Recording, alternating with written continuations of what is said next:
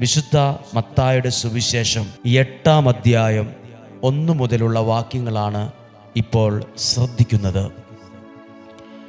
ഒരു കുഷ്ഠരോഗി സൗഖ്യമാകുന്നതാണ്.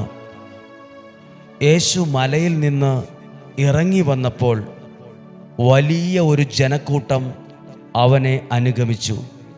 അപ്പോൾ ഒരു കുഷ്ഠരോഗി അടുത്തു വന്ന് താണ് വണങ്ങി പറഞ്ഞു, കർത്താവേ, അങ്ങേക്ക് മനസ്സുണ്ടെങ്കിൽ എന്നെ ശുദ്ധനാക്കാൻ കഴിയും. വന്നത് കുഷ്ഠരോഗമുള്ള, വളരെ ശാരീരികമായും മാനസികമായും വേദനിക്കുന്ന, വ്രണങ്ങളുള്ള, ദുർഗന്ധമുള്ള ശരീരമുള്ള ഒരാൾ.